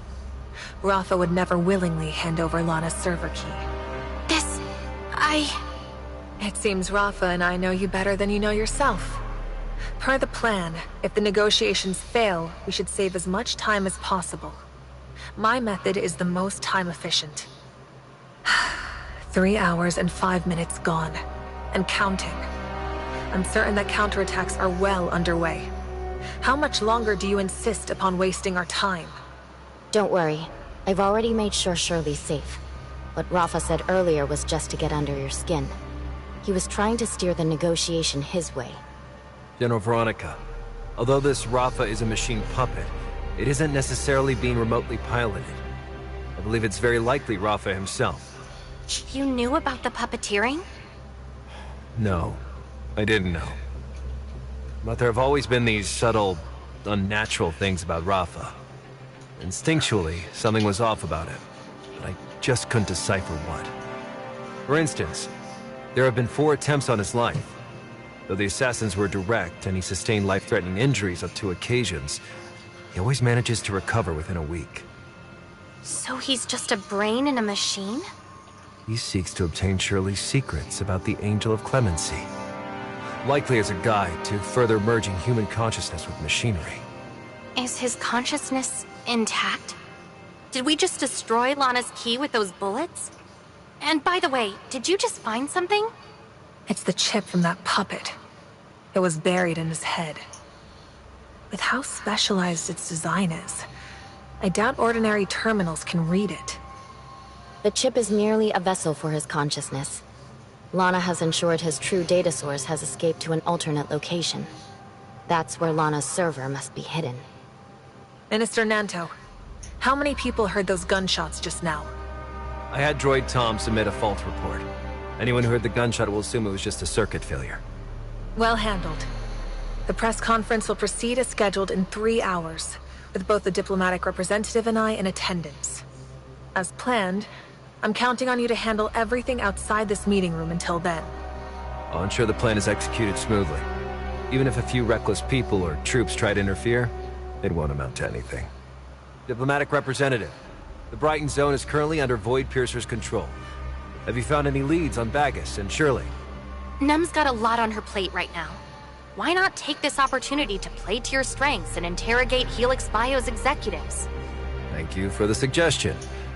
I expect to hear of your successes at the press conference.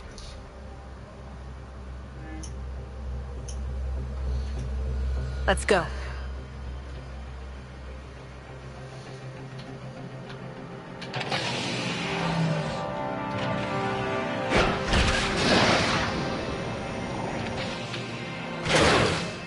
There.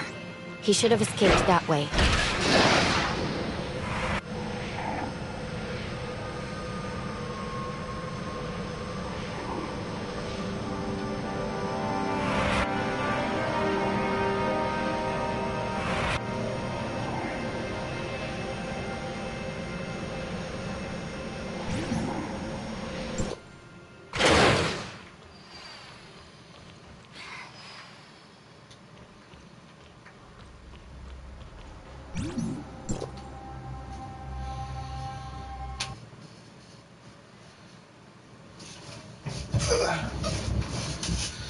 Oh, man.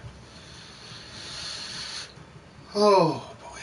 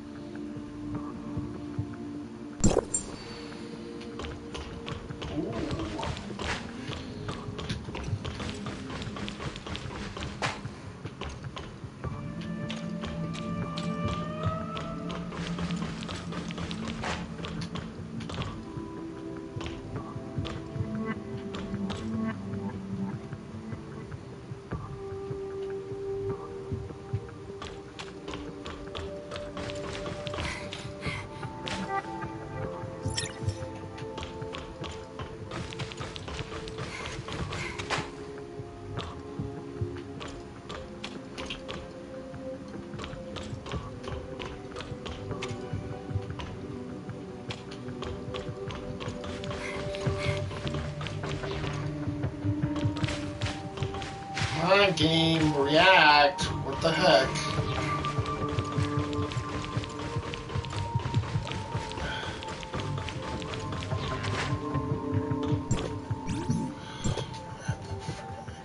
For a second.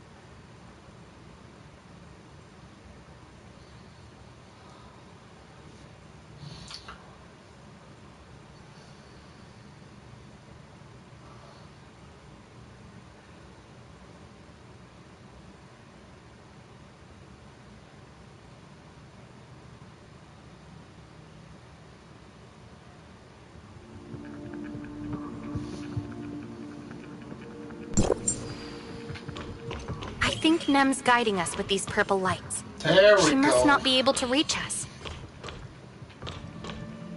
It seems there are no surveillance devices here, likely to evade detection by anyone privy to Lana's database.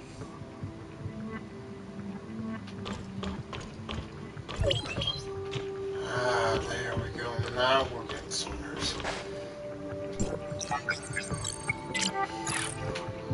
So, remove the thing back in there.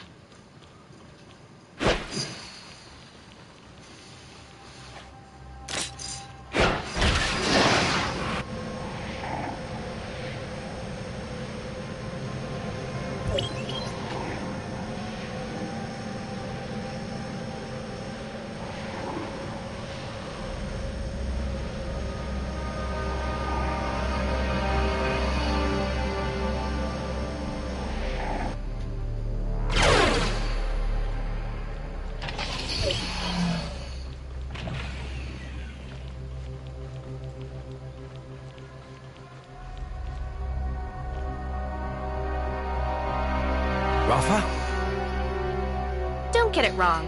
This is just Void Piercer disguised as Rafa.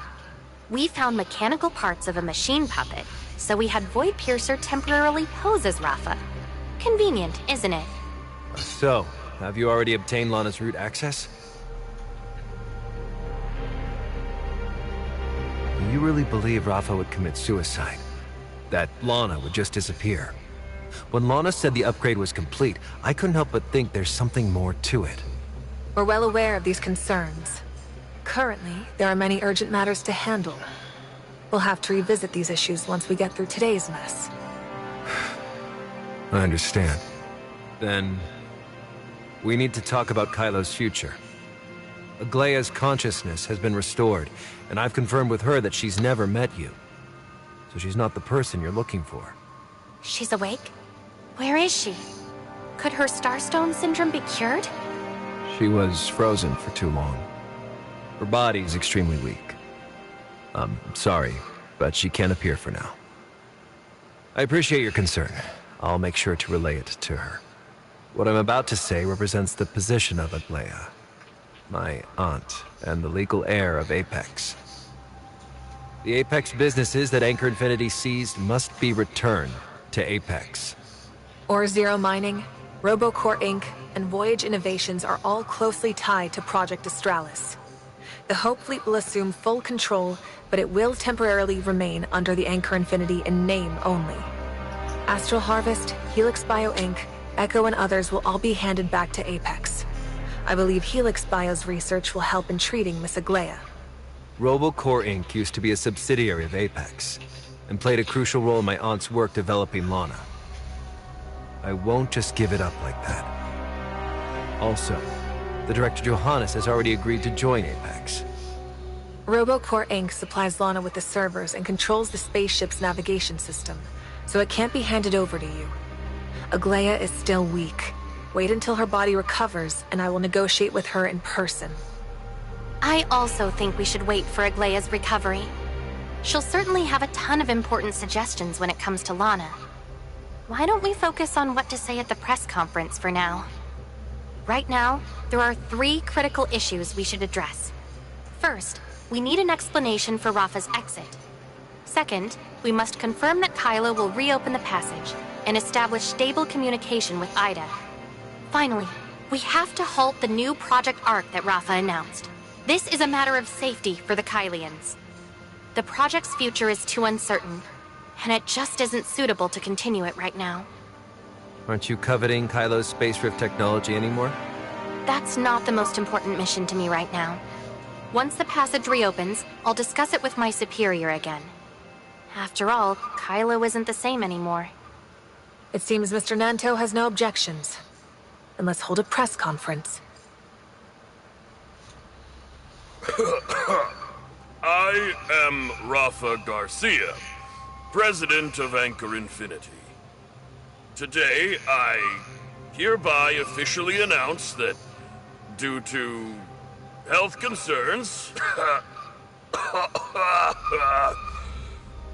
from today on, I entrust Anchor Infinity to Nanto and Veronica. My body can't hold on any longer. You still haven't announced the negotiation results. The 3 points we just discussed. I'm done talking. Mr. Rafa is indeed bedridden due to his old age. As such, I will report the outcome of the negotiations on his behalf. The diplomatic representative demonstrated remarkable sincerity during the negotiations, persuading Anchor Infinity to work with Ida to establish a secure, stable, and high-speed communication channel. In the near future, Idans and Kylians will be free to travel between 2 zones. We will maintain friendly, equal relations with the interests of both peoples coming first. Due to the significant resources required for establishing this passage, we must pause the immigration applications for the new Project Ark. However, the Ida will support the construction of Kylo, backing our future efforts to explore and transform broader habitats. The diplomatic representative has promised this. Huh? Me? Did I say that? Wait, he's taking advantage of the chaos. I can't believe him. Hey, hold on. Please hold on. Mr. Nanto did indeed forget one thing. Ida will also fund the Hope Fleet's largest exploratory expedition, Project Astralis. I believe everyone here has heard of Project Astralis. After all, I've been in the news 10 times recently, and 9 of those mentions were related to it.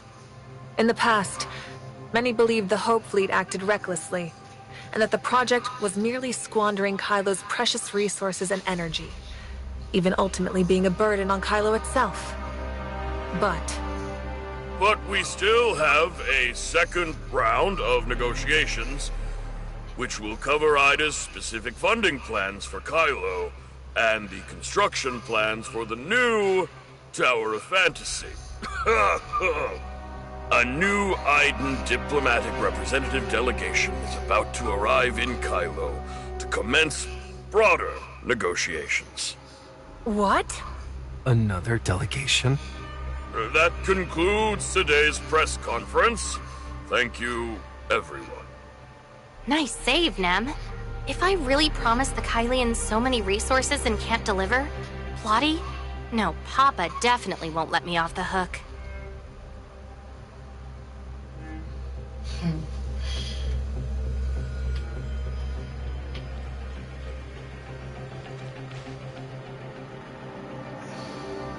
At last, I get to see Kylo in person.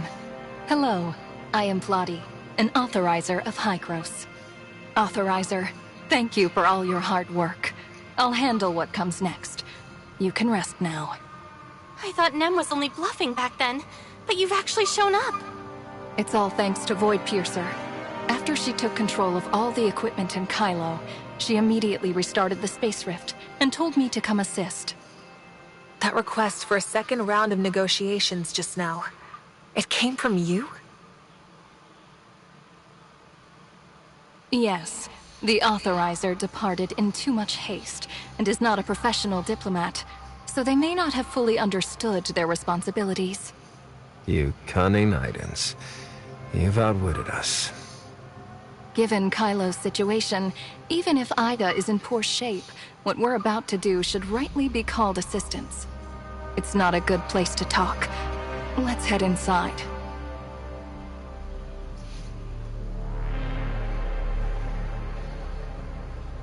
Shirley, how are you? Are you feeling all right? I'm so sorry. I shouldn't have let you go through the Space Rift instead of me. I also shouldn't have... Trust me, I won't let anything like this happen again. I promise, I'll protect you from now on. I believe you. Nem told me everything you've been through. You did everything you could. You're carrying so many burdens. It's not your fault. Why don't you explain to me how Nem became like this first? Do you recognize her? It was Veronica's idea. So, was it really Plotty who made you say all that just now? Mm-hmm. You would listen to her? Want to hear what they're saying? Now that Lana's gone, this place is all mine. You're changing the subject? Honestly, I do want to hear it. Go ahead.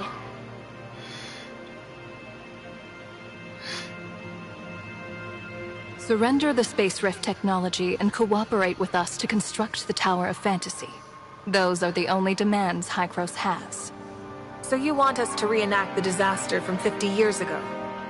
The Kylians aren't short on intelligence. We're just short on resources. I figured that would be your biggest concern. You can rest easy. That issue has already been resolved. Are you saying Hykros of Ida can't even build a large-scale space rift? Yet you somehow claim to have a solution to the technological problem that shattered Ida 50 years ago? I've heard your blunt retorts. You're wrong about one thing. We've determined the disaster 50 years ago was caused by human error, not a technological problem. You're all on this space station, so you should know that 50 years ago, humanity had no choice but to launch a global retracement to deal with the temporal anomaly. Then you failed, imposing a mass euthanasia on all of Ida. Truly, the dead are not affected by temporal anomalies. The Origin Resonance failure 50 years ago was caused by humanity's insufficient preparations. Simply put, it was initiated under a state of emergency and forced into action before it was ready. But this time, our objective is to execute a perfect global retracement. How do you achieve perfection? Because this time, we have the perfect authorizer. How does Plotty know I'm the perfect authorizer now? Did I forget to mention? I wanted Hykros to go all out to rescue you, but Plotty wanted to keep observing the situation and your reactions. I had to emphasize how important you are. What else did you say?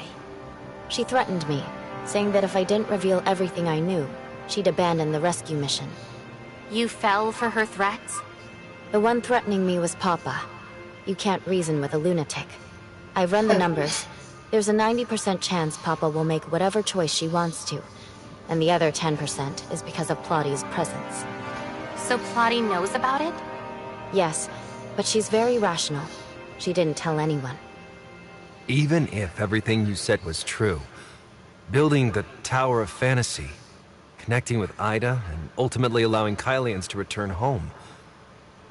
Kylo is not the same as Vera. At that time, there will be no Kylo. We may have different perspectives. That's fine. There's still no evidence. Once I prove it, we can resume negotiations. What exactly are you trying to prove? Please, both of you, follow what was said at the press conference and make every effort to construct stable channels. Preferably using large-scale space rift technology, as we will be dispatching research personnel to conduct investigations. What exactly are you planning to research? As far as I know, you, as commander of the Hope Fleet, have been eager to launch major long-range expeditions. But that's difficult in Kylo. There's too much space-time turbulence. Hykros is not skilled in space rift technology, but for certain reasons, we have researched something similar to space-time turbulence, the Abyss Flow. If our researchers can develop a more accurate space-time turbulence detection device here, I believe it will greatly assist your navigation. Can you really pull this off? Absolutely.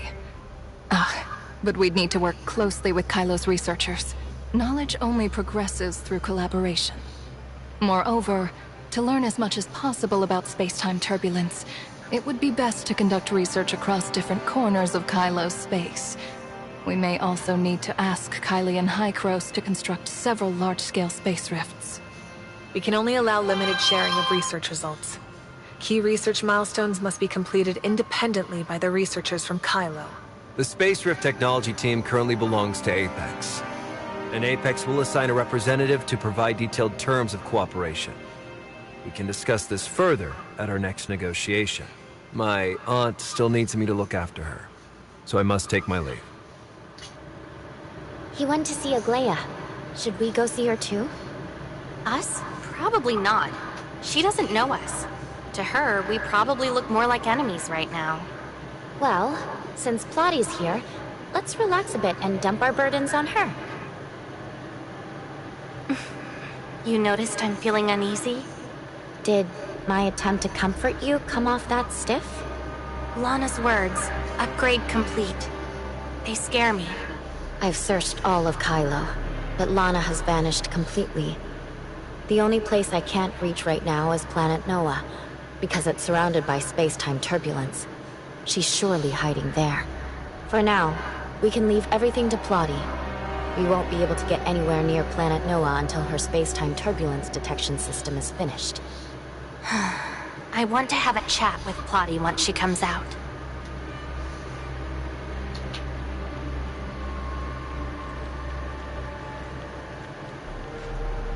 Well, that's the end of that. Good thing I'm planning on doing another stream on a different game. Well, later on tonight, so. Sorry guys, that's gonna do it for now. That's gonna be part 43 for now. Thank you all for watching. If you enjoyed the stream, make sure you leave a like, subscribe to the channel if you're new, hit the notification bell whenever I go live with any game or clip, and whatever segment for the next part of the story ends up dropping, I'll make sure I'll live stream it. But for now, that's gonna do it. The next live stream is gonna be on Demon Turf. I'm gonna probably do part 2 of that.